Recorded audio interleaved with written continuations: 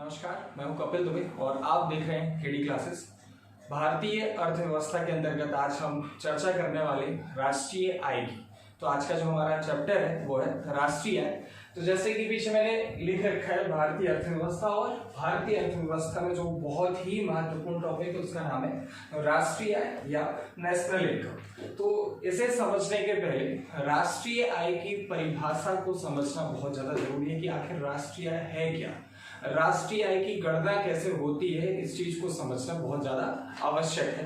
तो यहाँ पर हम राष्ट्रीय आय को समझें या राष्ट्रीय आय की परिभाषा को समझें तो बहुत ही सिंपल है। सबसे पहले राष्ट्रीय आय जो होगी वो किसी राष्ट्र की होगी या किसी देश की होगी। तो यहाँ पर अगर हम परिभाषा को समझें तो सिंपल हो जाएगा कि किसी राष्ट्र,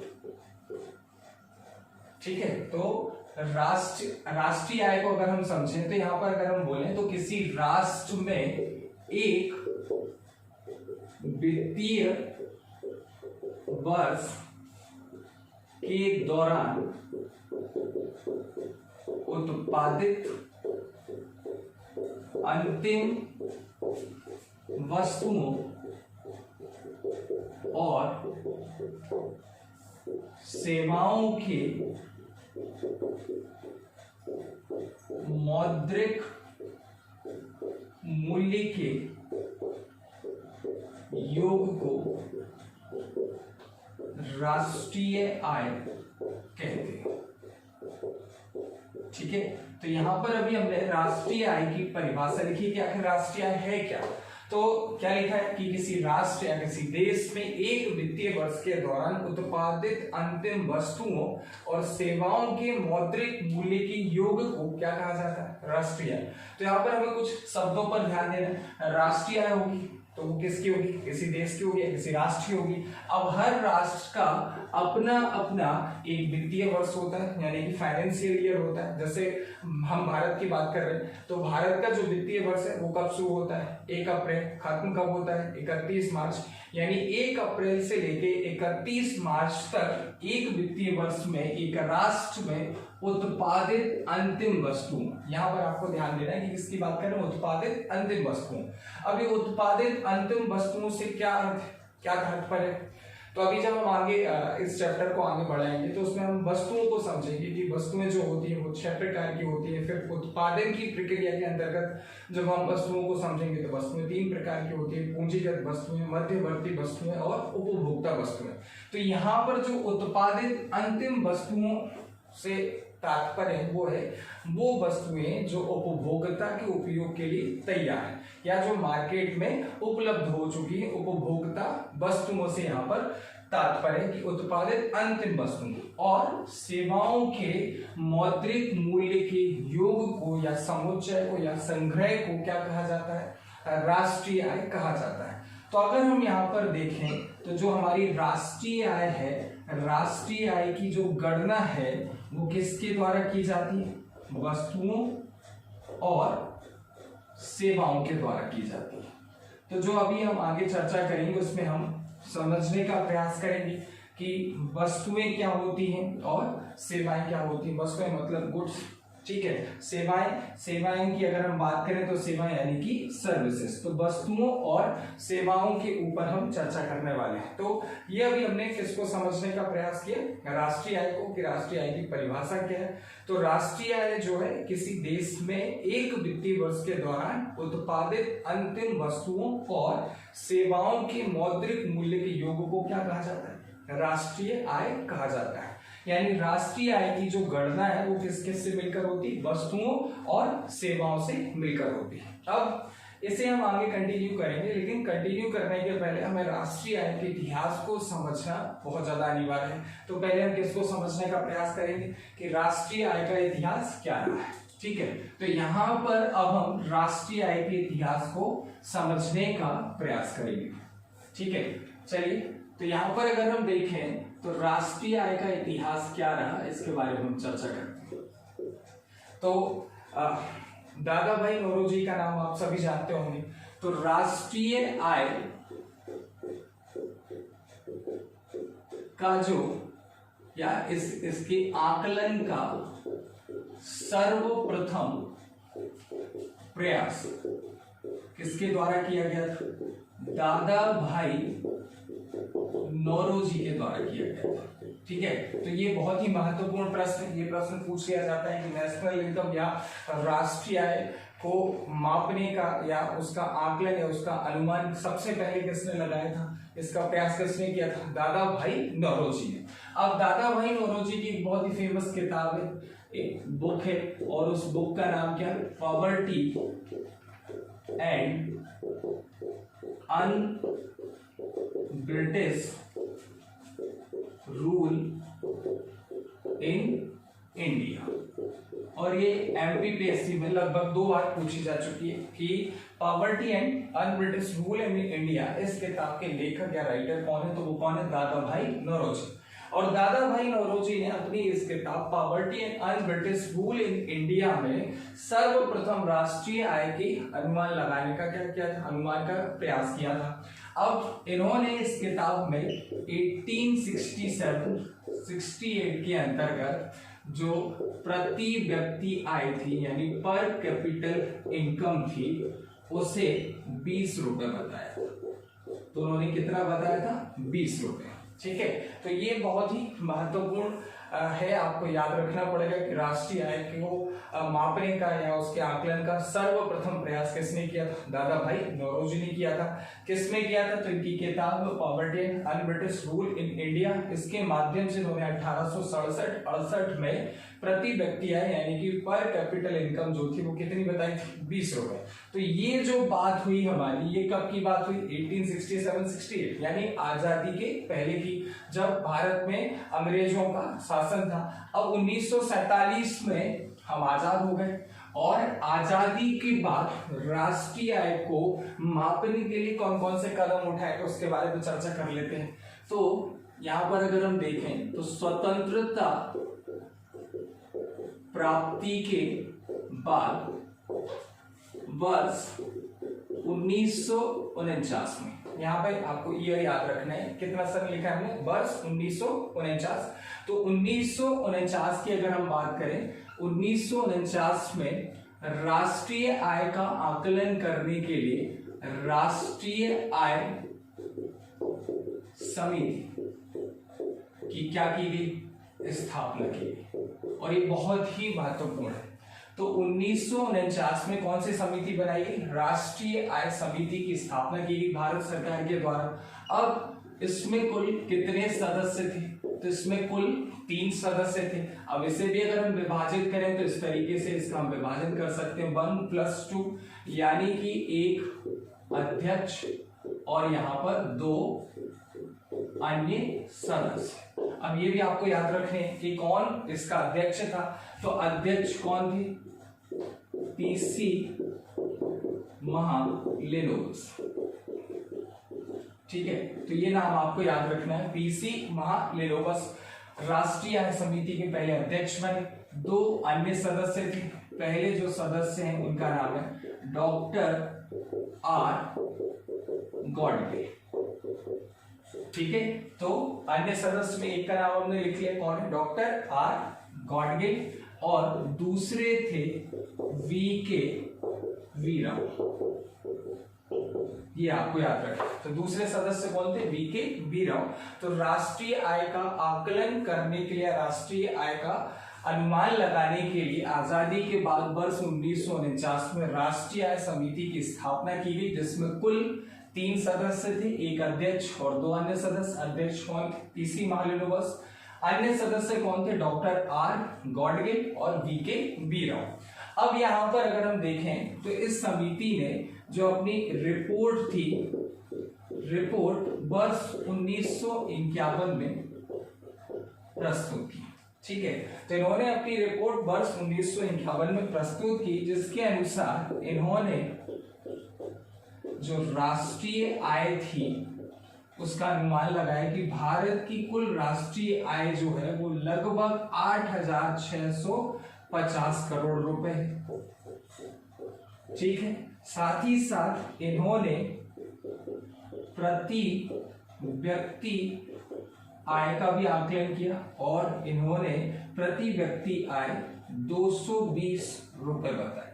ठीक है। अब ये जो राष्ट्रीय आय थी और ये जो प्रति व्यक्ति आय थी, ये कौन सी ईयर के लिए निकाले? 1949 के लिए। तो यहाँ पर पहली बार आजादी मिलने के बाद हमने राष्ट्रीय आय को मापने का प्रयास किया कि भारत की जो नेशनल इनकम है वो कुल कितनी है? 8,650 करोड़ रुपए इन्होंने बताई। प्रति व्यक्ति आय यानी कि पर कैपिटल इनकम इन्होंने कितनी बताई थी? 220 रुपए। फिर राष्ट्रीय आय समिति जो थी, राष्ट्रीय आय समिति, और राष्ट्रीय आय समिति की सिफारिश पर यहाँ पर दो चीजें बहुत ही महत्वपूर्ण जो आपको याद रखनी, वर्ष 1950 और 1951। तो 1950 में NSSO और 1951 में CSO की क्या की गई? स्थापना की गई। अभी आगे बढ़ेंगे तब हम NSSO और CSO के बारे में विस्तृत चर्चा करेंगे। यहाँ पर बस इनके हम फुल फॉर्म देख लेते हैं। National sample survey organisation, central statistical organisation, यानी कि इसे हम बोलेंगे राष्ट्रीय प्रतिदर्श सर्वेक्षण संगठन, इसे बोलेंगे केंद्रीय सांख्यिकी संगठन। तो ये इन दोनों की जो स्थापना थी किसकी सिफारिश पर हुई? राष्ट्रीय आय समिति की सिफारिश पर वर्ष 1950 में NSSO की स्थापना की गई और 1951 में CSO की स्थापना की। जल्दी से एक बार इसे हम रिव्यू कर लेते हैं। हमने अभी देखा राष्ट्रीय आय का इतिहास। तो राष्ट्रीय आय को मापने का सर्वप्रथम प्रयास है, उसका जो अनुमान लगाया था सबसे पहले वो किसने लगाया? दादा भाई नौरोजी ने।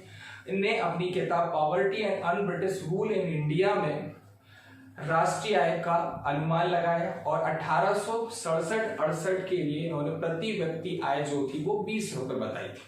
फिर आजादी मिलने के बाद राष्ट्रीय आय की गणना करने के लिए राष्ट्रीय आय समिति की स्थापना की गई भारत सरकार के द्वारा, जिसमें कुल 3 सदस्य थे, एक अध्यक्ष थे, 2 अन्य सदस्य थे। और राष्ट्रीय आय समिति के जो पहले अध्यक्ष बने उनका नाम क्या था? PC महानिनोबस। साथ ही साथ 2 अन्य सदस्य थे, एक का नाम है डॉक्टर R गाडगिल और दूसरे का नाम है VK वी राव। इन लोगों ने अपनी रिपोर्ट जो थी वर्ष 1951 में प्रस्तुत करी, जिसके अनुसार इन्होंने वर्ष 1949 के लिए भारत की कुल राष्ट्रीय आय कितनी बताई? 8,650 करोड़ रुपए। साथ ही साथ प्रति व्यक्ति आय बताई गई 220 रुपए। और राष्ट्रीय आय समिति की सिफारिश पर ही वर्ष 1950 में NSSO की स्थापना की गई और अगले वर्ष यानी कि 1951 में CSO की स्थापना की। एक और महत्वपूर्ण पॉइंट है, इतिहास से संबंधित है, जो कि कई बार पूछा जाता है, उसे हम यहां देख लेते हैं। तो प्रश्न आता है कि राष्ट्रीय आय लेखांकन का जन्मदाता किसे माना जाता है? तो यहां पर मैंने लिखा है राष्ट्रीय आय लेखांकन का जन्मदाता किसे माना जाता है? और ये बहुत ही महत्वपूर्ण प्रश्न कई बार पूछा जा चुका है कि राष्ट्रीय आय लेखांकन का जन्मदाता किसे माना गया? तो वो कौन है? Simon Kuznets. ठीक है। अब ये अमेरिकी अर्थशास्त्री थे और इन्होंने राष्ट्रीय आय के लेखांकन का तरीका बताया था, इसलिए इन्हें राष्ट्रीय आय लेखांकन का जन्मदाता कहा जाता है। वो कौन है? Simon Kuznets. और इन्हें इनके इस कार्य के लिए वर्ष 1971 में अर्थशास्त्र का नोबेल पुरस्कार प्रदान किया गया था। तो ये भी आपको याद रखना है कि इन्हें कब नोबेल पुरस्कार प्रदान किया गया? तो 1971 में इन्हें अर्थशास्त्र का नोबेल पुरस्कार प्रदान किया गया। तो राष्ट्रीय आय लेखांकन का जन्मदाता माना जाता है अमेरिकी अर्थशास्त्री साइमन कुजनेट्स को, और इन्हें वर्ष 1971 में नोबेल पुरस्कार से सम्मानित किया गया था। ठीक है। अब ये तो हमने इतिहास की बात कर ली। अब जो हमने परिभाषा लिखी थी कि राष्ट्रीय आय की जो गणना है वो किन किन चीजों से मिलकर होती है? वस्तुओं और सेवाओं से। या राष्ट्रीय आय जो है वो किसका समुच्चय? वस्तुओं और सेवाओं का समुच्चय या संग्रह है। तो यहाँ पर सबसे पहले हम किसको समझने का प्रयास करते हैं? वस्तुओं की। वस्तुएं क्या है? ठीक है। तो यहाँ पर अगर हम वस्तुओं की बात करें, गुड्स की बात करें, तो क्या है? तो आप सब अपने आसपास देखते हैं बहुत सारे आपके पास क्या है? वस्तुएं हैं। जैसे अभी मेरे हाथ में डस्टर है, मेरे हाथ में पेन है, मेरे सामने बोर्ड है, ये सब क्या है? ये वस्तुएं हैं। तो इसी बिल्कुल सिंपल तरीके से हम समझने का प्रयास करते हैं, इसकी परिभाषा लिखते हैं कि वस्तुएं वो हैं जो भौतिक रूप से उपलब्ध, ठीक है, भौतिक रूप से यानी फिजिकल फॉर्म में, ठीक है, इन्हें हम छू सकते हैं, ठीक है। अब यहां पर हमने लिखा है कि भौतिक रूप से उपलब्ध है, फिर इनका उत्पादन किया जा सकता है, साथ ही साथ इनका भंडारण भी किया जा सकता है।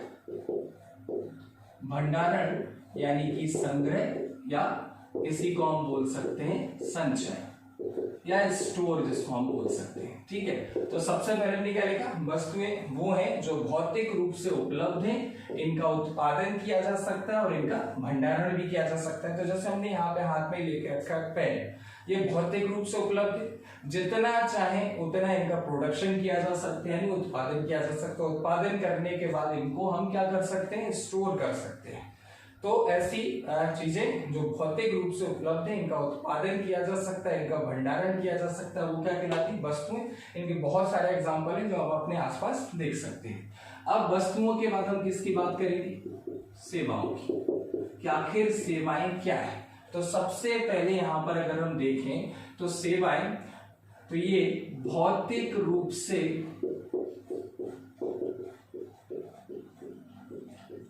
उपलब्ध नहीं, इंटेंजिबल, अदृश्य है, ये भौतिक रूप से उपलब्ध नहीं है, ठीक है। इनका उत्पादन आवश्यकता पड़ने पर किया जाता है, साथ ही इनका संचय या भंडारण नहीं किया जा सकता है, ठीक है। साथ ही इनका संचय या भंडारण नहीं किया जा सकता, इनको स्टोर नहीं कर सकते हैं। उपभोग, या यहां पर हम लिखें उत्पादन के समय ही इनका उपभोग कर लिया जाता है। तो ये मैंने विस्तृत रूप से इसे समझाने का प्रयास किया है। सबसे पहले मैंने क्या बोला कि भौतिक रूप से उपलब्ध नहीं है, यानी ये हमें दिखाई नहीं देती है। फिर इनका उत्पादन कब होता है, आवश्यकता पड़ने पर होता है। अभी एग्जांपल से समझेंगे, इनका उत्पादन कब होता है, आवश्यकता पड़ने पर। साथ ही इन क्या नहीं कर सकते, संचय या भंडारण नहीं कर सकते, इनको स्टोर नहीं किया जा सकता है। और उत्पादन के समय ही इनका क्या कर लिया जाता है, उपभोग भी कर लिया जाता है। जैसे मैं क्लास में जाता हूं और मैं बच्चों को क्या देता हूं, शिक्षा। तो क्लास में बच्चे बैठे रहते हैं, मैं जाता हूं और उन्हें क्या कर देता हूं, पढ़ा देता हूं। तो मेरे द्वारा क्या दी गई, सर्विस। अब वो सर्विस दी गई जो मैंने उनको पढ़ाया, जो मैंने उनको शिक्षा दी, जो मैंने उनको सिखाया, वो भौतिक रूप से उपलब्ध है क्या, बिल्कुल नहीं है। साथ ही साथ क्या उस शिक्षा को आप स्टोर कर सकते हैं, नहीं कर सकते। उसको आप कहाँ स्टोर करेंगे, अपने दिमाग में। आप फिजिकल रूप में कहीं पर भी नहीं रख सकते क्योंकि फिजिकल फॉर्म में है ही नहीं। दूसरी चीज, अब यहाँ पर तीसरी लाइन क्या लिखी, उत्पादन के समय ही क्या किया जाता है, उपभोग। यानी कि जैसे मैं क्लास में गया, मैंने पढ़ाया और बच्चों ने उसका क्या कर लिया, उपभोग कर लिया। या इसी को अलग तरीके से समझे, रेस्टोरेंट सेवा है, स्पा क्या है, सेवा है। अब रेस्टोरेंट में आप जाते हैं, आप जब टेबल पर बैठ जाते हैं तो आपके पास कौन आता है, वेटर आता है। वेटर आपको क्या देता है, सर्विस ही तो देता है। जब कहीं पर आप ऑर्डर कर देते हैं और आपका ऑर्डर जो होता है वो लेट हो जाता है, तो आप क्या बोलते हैं कि यहाँ की सर्विस क्या है, बेकार है। तो आपने जो ऑर्डर दिया, वेटर गया, वेटर ने काउंटर पे उस ऑर्डर को बताया, उसके बाद उसने वहां से आपका जो भी आपने ऑर्डर दिया था वो आपके पास सर्व किया। सर्व करने के बाद आपने उसका क्या कर लिया, उपभोग कर लिया। तो जो वेटर के द्वारा आपका ऑर्डर लिया गया, ऑर्डर वहां से आपके पास तक क्या दी गई, आपको वो सामान पहुंचाया गया, वो सर्विस है, ठीक है। उसने जो ऑर्डर में आपको, मान लो आपने पुलाव मंगाया या दाल मंगाई, तो वो वस्तु है। लेकिन वेटर आपका ऑर्डर लेके काउंटर तक गया, काउंटर से फिर सामान लेके आपके पास तक आया, तो उसके द्वारा जो आपकी सेवा की गई, वो सेवा हम बोलते हैं, वही क्या है, वही तो सर्विस है। तो सर्विस जो होती है वो भौतिक रूप से उपलब्ध नहीं होती है। इनका उत्पादन कब किया जाता है? आवश्यकता पड़ने पर किया जाता है, साथ ही इनका संचय या भंडारण नहीं किया जा सकता, उत्पादन के समय ही इनका क्या किया जाता है? उपभोग। इसलिए जब बिल आता है तो उसमें पहले लिखा होता था, जीएसटी आने के पहले, सर्विस टैक्स। ठीक है, तो जो आपने खाना खाया उस पर अलग से क्या लगाते थे? Service tax. या कहीं पर आपने देखा होगा कैफे वगैरह में आप लोग खाना खाने के लिए जाते होंगे या चाय पीने के लिए जाते होंगे, तो वहां पर लिखा होता है सेल्फ सर्विस। तो आप खुद ही ऑर्डर देखते हैं मेन्यू कार्ड में, खुद ही जाके प्लेस करते हैं, फिर वहां पर टोकन नंबर डिस्प्ले होता है, आप वहां से जाते हैं और अपना सामान लेके आ जाते हैं। ठीक है, तो उसको हम क्या बोल देते हैं? Self service. तो ये चीज आपको समझ में आ रही होगी कि जो सेवाएं हैं वो भौतिक रूप से उपलब्ध नहीं होती। अब यहीं पर अब वस्तुओं और सेवाओं के प्रकार को हम देखेंगे, लेकिन उसके पहले यहाँ पर एक और चीज हम समझ लेते हैं वस्तुओं के बारे में, कि अब वस्तुएं जो हैं, वस्तुएं आर्थिक वस्तुएं क्या है? तो वो वस्तुएं जिनका बाजार में क्या होता है? मूल्य होता है, वो क्या कहलाती है? आर्थिक वस्तुएं कहलाती हैं। अब आप लोगों में से मैं आप लोगों से प्रश्न पूछना चाहूंगा, ऐसी कौन सी वस्तु है जिसका मूल्य नहीं है? तो ऐसी बहुत सारी वस्तुएं हैं जिनका मूल्य नहीं है। जैसे आपने देखा होगा पत्थर पड़े हुए हैं, उनका कोई मूल्य नहीं है, यानी वो आर्थिक वस्तु नहीं है। अब मान लो कहीं पर किसी को पत्थर की आवश्यकता पड़ गई, उसको कोई गड्ढा भरना है, तो किसी कॉन्ट्रैक्टर ने वहां से वो पत्थर उठाए और उसके पास वो क्या कर दिए? डिलीवर कर दिए। तो जब तक उस वस्तु का मूल्य नहीं था तो वो आर्थिक वस्तुओं के अंतर्गत नहीं थी। जैसे ही कॉन्ट्रैक्टर ने वहां से पत्थर उठा के सामने वाले के गड्ढे में भरने के लिए पटक दिए, उस पत्थर का क्या हो गया? मूल्य हो गया, तब वो क्या कहलाएगी? आर्थिक वस्तु। तो अभी हम वस्तुओं के बारे में विस्तृत रूप से चर्चा करेंगे, उसे हम समझने का प्रयास करेंगे। लेकिन जो की पॉइंट है, अगर आपको ये दो चीजें समझ में नहीं आएंगी तो आपको राष्ट्रीय आय समझ में नहीं आएगी। तो आपको पहले वस्तुओं को देख लेना है। वस्तुएं क्या भौतिक रूप से उपलब्ध है, इनका उत्पादन किया जा सकता है, इनका भंडारण किया जा सकता है। सेवाएं भौतिक रूप से उपलब्ध नहीं है, इनका उत्पादन आवश्यकता पड़ने पर ही किया जाता है, इनका भंडारण या संचय इनको स्टोर नहीं किए कर सकते हैं, और उत्पादन के समय ही इनका उपभोग कर लिया जाता है। ठीक है, आगे बढ़ने के पहले यहाँ पर एक सामान्य सा नियम है, उसे समझने का प्रयास करेंगे, क्योंकि जब तक आप ये नियम नहीं समझेंगे तब तक आपको अन्य वस्तुओं, अगर जो हम वस्तुओं के प्रकार पढ़ेंगे वो आपको समझ में नहीं आएंगे। तो यहाँ पर सामान्य मांग का नियम क्या समझना है? सामान्य मांग का नियम आपको समझना है। तो सामान्य मांग का नियम क्या है? कि मूल्य जो है वो मांग के व्युत्क्रमानुपाती होता है।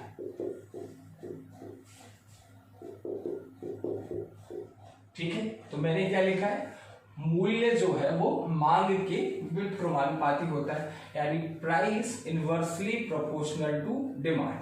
ठीक है, तो मूल्य मांग के व्युत्क्रमानुपाती होता है, या इसको इस तरीके से लिख सकते हैं, मूल्य व्युत्क्रमानुपाती मांग। ठीक है, यानी कि यहां पर सिंपल सी चीज है कि अगर मूल्य बढ़ेगा तो किसमें गिरावट आएगी? मांग में क्या आएगी? कमी आएगी। तो मूल्य बढ़ने पर मांग में क्या आती है? कमी आती है। इसी को दूसरे तरीके से देखते हैं, अगर मूल्य में क्या आएगी? गिरावट आएगी, तो मांग में क्या होगी? वृद्धि होगी। ये दो चीजें आपको समझनी है। तो मूल्य जो है वो मांग के क्या होता है? व्युत्क्रमानुपाती होता है, या price inversely proportional to demand. ठीक है, अब इसको कैसे समझें? जैसे आप सभी लोग सब्जी लेने जाते होंगे और मान लीजिए कि आलू जो है वो 3 रुपए किलो चल रहा है, और आपके पास कितने पैसे? 10 रुपए हैं। आपने सामने वाले से, सब्जी वाले से रेट पूछा कि आलू कितने रुपए किलो चल रहे हैं। उसने बोला कि भैया 3 रुपए किलो चल रहे हैं। आपने बोला कि भैया अगर आप 2 रुपए किलो कर देंगे तो हम आपसे कितना ले लेंगे? 5 किलो ले लेंगे। और उसने जैसे ही 2 रुपए आलू का रेट कर दिया, आपने 10 रुपए में कितने आलू खरीद लिए? 5 किलो। अगर वो मूल्य कम नहीं करता तो 10 रुपए में हमारे पास जो आलू आते हैं वो कितने आते हैं? 3.25 किलो, या लगभग 3-3.25 किलो से थोड़े से ज्यादा, क्योंकि 3 रुपए किलो के हिसाब से हम वो दे रहा था। ठीक है, जैसे ही उसने उसका मूल्य क्या किया? कम किया, यानी मांग में क्या हो गई? वृद्धि हो गई। तो मूल्य में गिरावट होने पर मांग में क्या आ जाती है? वृद्धि आ जाती है। जैसे ही उसने आलू 2 रुपए का किया, आपने तुरंत कितने ले लिए? 5 किलो आलू ले लिए। तो मूल्य में गिरावट होने पर मांग में क्या होती है? वृद्धि होती है। इसी चीज को अगर हम समझ लेते हैं, आपके पास फिर कितने रुपए? 10 ही रुपए हैं, ठीक है। आपकी परचेसिंग कैपेसिटी कितनी है? 10 ही रुपए की है। अब मान लो आलू का जो मूल्य है वो क्या हो गया? बढ़ गया। कितना हो गया? 5 रुपए हो गया। तो अब पहले आप कितने आलू खरीद रहे थे? 3 रुपए के हिसाब से, 3.25 किलो। अब आपके पास कितने ही आलू आ पाएंगे? 2 किलो आलू आ पाएंगे, क्योंकि अब रेट कितना हो गया? 5 किलो। तो मूल्य में वृद्धि होने पर मांग में क्या आती है? गिरावट आती है। तो ये है हमारा सामान्य मांग का नियम। अब हमें देखना है, बहुत सारी वस्तुएं जो है वो मांग के नियम का पालन करती हैं और बहुत सारी वस्तुएं ऐसी हैं जो मांग के नियम का पालन नहीं करती हैं। तो वस्तुओं को समझने के पहले आपको मांग का जो नियम है ये आपको याद करना पड़ेगा। तो मांग का नियम क्या है कि मूल्य जो है वो मांग के व्युत्क्रमानुपाती होती है, price inversely proportional to demand, ठीक है। इसको इस तरीके से हमने लिखा कि मूल्य जो व्युत्क्रमानुपाती होता है मांग की। अब इसी को हमने आगे समझा कि मूल्य में वृद्धि होने पर मांग में गिरावट आती है, या मूल्य में गिरावट होने पर मांग में क्या होती है? वृद्धि होती है, ठीक है। तो जैसे हमने यहाँ पर लिखा था कि 1 किलो जो आलू है वो कितने रुपए का है? 3 रुपए, या 3 रुपए पर केजी वो हमें दे रहा है, ठीक है। कितना दे रहा है? 3 रुपए पर केजी। हमारे पास जो परचेसिंग कैपेसिटी है वो कितनी है? 10 रुपए है, ठीक है। तो अब हम यहाँ पर देखते हैं, जैसे ही आलू का रेट जो होता है वो कितना हो जाता है? 5 रुपए किलो हो जाता है, तब हम पहले कितना आलू खरीद पा रहे थे? 3 किलो से ज्यादा। लेकिन अब हम कितना आलू खरीद पाएंगे? केवल 2 किलो। तो यहाँ पर ये चीज आपको समझ में आ गई कि मूल्य में वृद्धि होने पर मांग में क्या आती? गिरावट। तो 3.25 किलो आलू हम खरीदने वाले थे, अब हम कितना खरीद पा रहे हैं? 2 किलो। यानी मूल्य में वृद्धि होने पर मांग में क्या आ गई? गिरावट। अब यहीं पर अगर हम देखते हैं, वो 3 रुपए की जगह आलू का जो मूल्य है वो कितना कर देता है? 2 रुपए कर देता है, ठीक है। तब हम कितने आलू खरीद पाएंगे? तब हम 5 किलो आलू खरीद पाएंगे। तो यहाँ पर हमने देखा कि जैसे ही मूल्य में क्या हो रही है? गिरावट हो रही है। 3 रुपए की जगह कितने का हो गया? 2 रुपए। वैसे ही उसकी मांग में क्या हो जाती? वृद्धि। पहले हम कितना खरीद पा रहे थे? 3.25 किलो। अब हम कितना खरीद पा रहे हैं? 5 किलो। तो ये है सामान्य मांग का नियम, ठीक है। आगे बढ़ते हैं।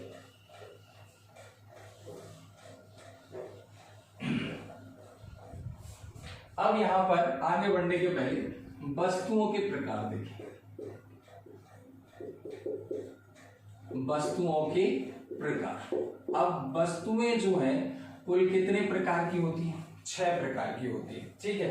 तो यहां पर सबसे पहले इनके नाम लिख लेते हैं। पहली होती है सामान्य वस्तुएं। कौन सी वस्तुएं? सामान्य वस्तुएं, जनरल गुड्स जिनको हम बोलते हैं। दूसरे नंबर पर हमारी आती है निजी वस्तुएं। कौन सी वस्तुएं? निजी वस्तुएं। फिर उसके बाद हमारे पास आएंगी सामाजिक वस्तुएं, ठीक है, या फिर सामाजिक वस्तुएं, ठीक है, जिनको हम बोलेंगे सोशल गुड्स। सामाजिक वस्तुओं के बाद निम्न स्तरीय वस्तुएं, ठीक है। फिर उसके बाद आ जाएंगी घटिया वस्तुएं और अंत में आ जाएंगी श्वेत वस्तुएं, ठीक है। तो ये हमारी यहाँ पर अगर हम देखें, निम्न स्तरीय वस्तुएं, घटिया वस्तुएं, श्वेत वस्तुएं।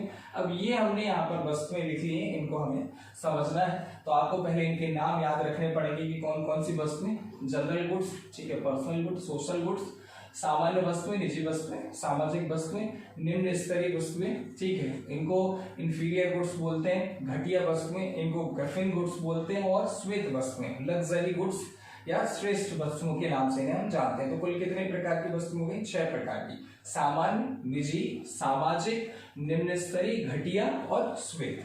अब इन्हें समझने का प्रयास करते हैं। एक एक करके हम ये वस्तुएं उठा लेते हैं और इनको समझने का प्रयास करते हैं। तो हमारे पास वस्तुएं कुल कितने प्रकार की हैं? 6 प्रकार की वस्तुएं, और इन्हें हम समझने का प्रयास करते हैं, ठीक है।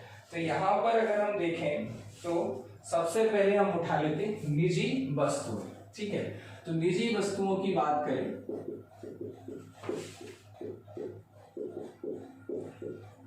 निजी वस्तुएं, ठीक है, निजी वस्तुएं वो वस्तुएं जिन पर किसी व्यक्ति विशेष का मालिकाना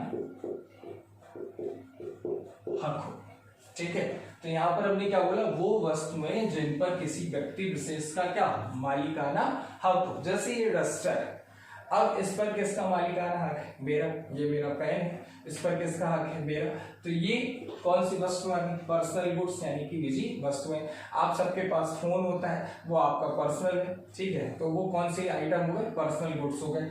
तो वो वस्तुएं जिन पर किसी व्यक्ति विशेष का मालिकाना हक होता है वो क्या कहलाती, निजी वस्तुएं। अब यहां पर हम देख लेते हैं सामान्य वस्तुएं। अब सामान्य वस्तुएं, सामान्य वस्तुएं वो वस्तुएं जो मांग के नियम का पालन करती है।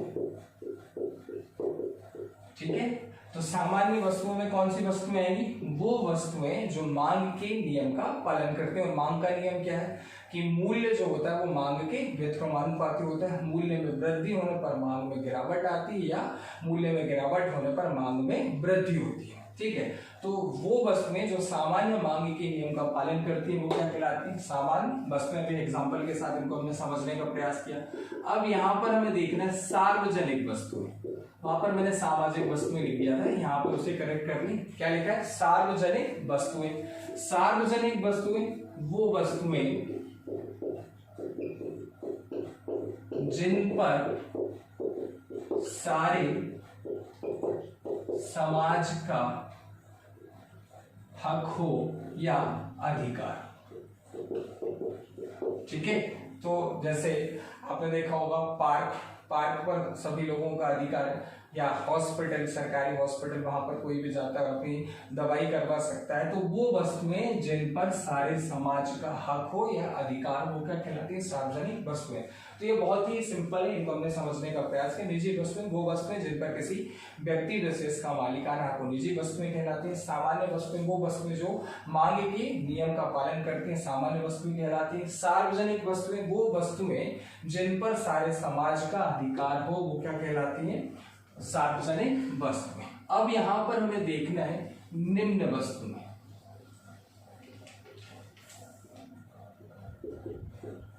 या इन्हीं को हम बोलेंगे निम्न स्तरीय वस्तुएं। ठीक है, अब निम्न स्तरीय वस्तुओं की हम चर्चा करते हैं। निम्न स्तरीय वस्तुएं जो हैं इन्हें अंग्रेजी में बोला जाता है ग्रिफिन गुड्स। क्या बोलते हैं, ग्रिफिन गुड्स। ये आपको याद रखना है। तो निम्न स्तरीय वस्तुएं जो है इन्हें ग्रिफिन गुड्स बोला जाता है। ये सामान्य मांग के नियम का पालन नहीं करती। तो जब हमने मांग का नियम पढ़ा था, इसलिए हमने बोला था कि मांग के नियम को समझना बहुत ज्यादा आवश्यक है, क्योंकि जब तक आप मांग के नियम को नहीं समझ पाएंगे तब तक आप निम्न स्तरीय वस्तुओं को नहीं समझ पाएंगे। आगे हम घटिया वस्तुओं की बात करेंगे, श्वेत वस्तुओं की बात करेंगे, वो आपको समझ में नहीं आएगा। तो यहाँ पर हमने लिखा निम्न स्तरीय वस्तुएं ये सामान्य मांग के नियम का पालन नहीं करती। इसके अनुसार अगर हम देखें तो जब किसी वस्तु के मूल्य में वृद्धि होती है तो उसके मांग में भी वृद्धि होती है। ठीक, या इसको हम लिख सकते हैं वो वस्तुएं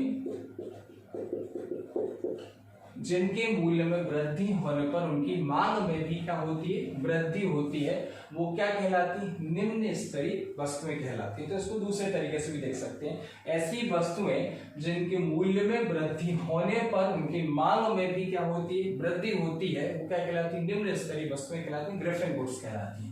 या अर्थात ये मांग के नियम का पालन नहीं कर रहे, क्योंकि हमने पहले समझा था कि मांग का नियम क्या कहता है कि जब किसी वस्तु के मूल्य में क्या होती है, वृद्धि होती है, तो उसकी मांग में क्या आ जाती है, गिरावट आ जाती है। लेकिन यहाँ पर ऐसा देखने को नहीं मिल रहा है। यहाँ पर मूल्य में वृद्धि होने पर उसकी मांग में भी क्या हो रही है, वृद्धि हो रही है। इसके लिए बहुत अच्छा एग्जाम्पल हम आपको दे देते हैं, जैसे चाइना के मोबाइल फोन।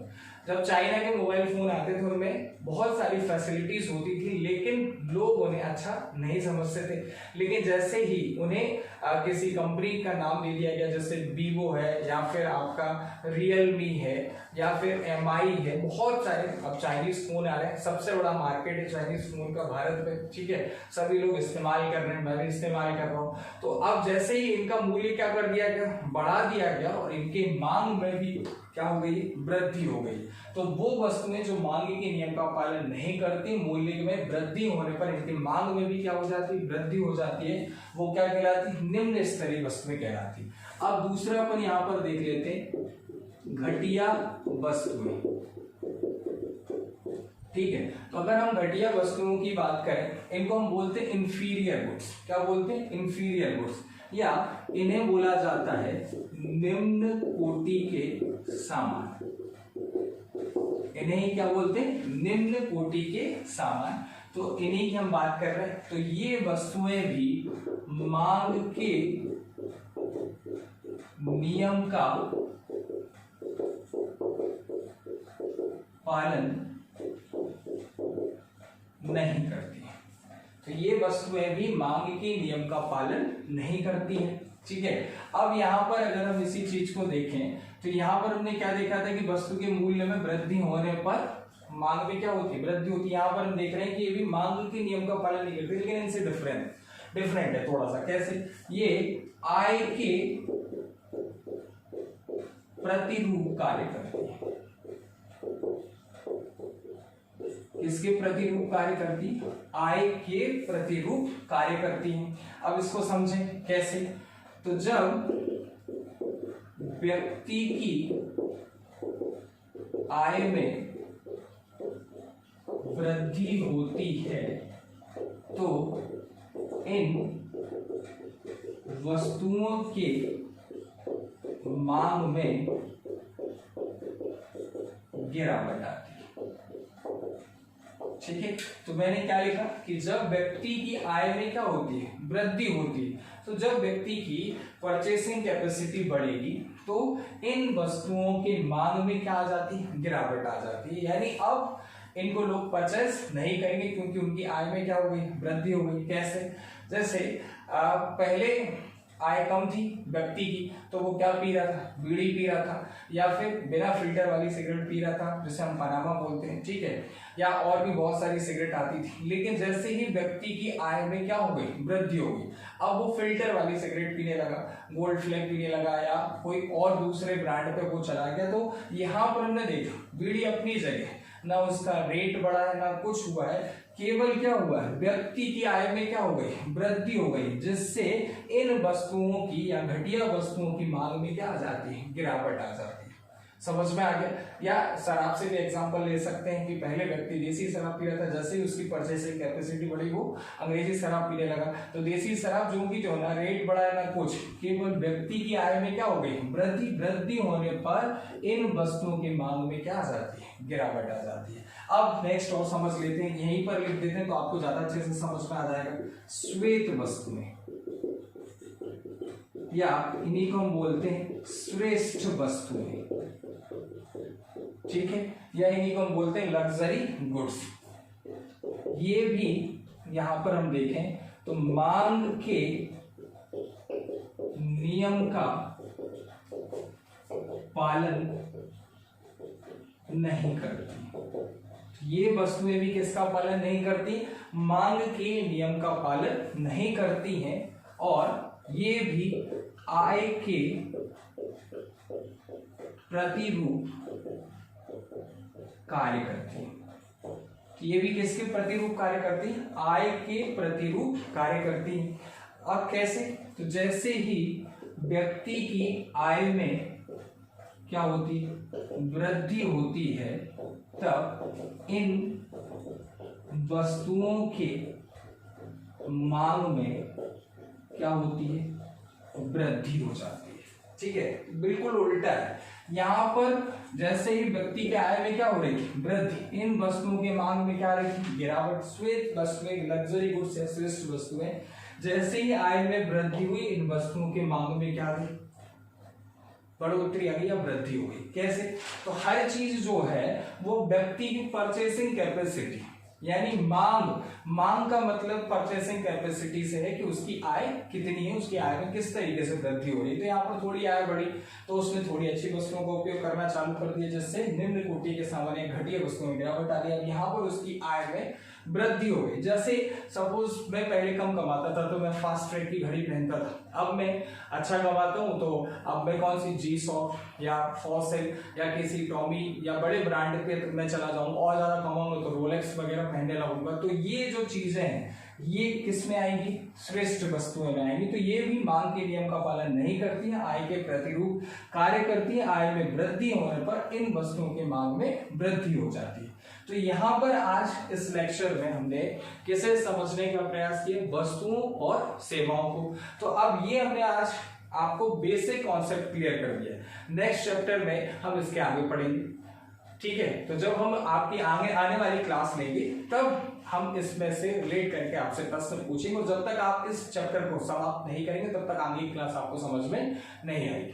ठीक है, धन्यवाद।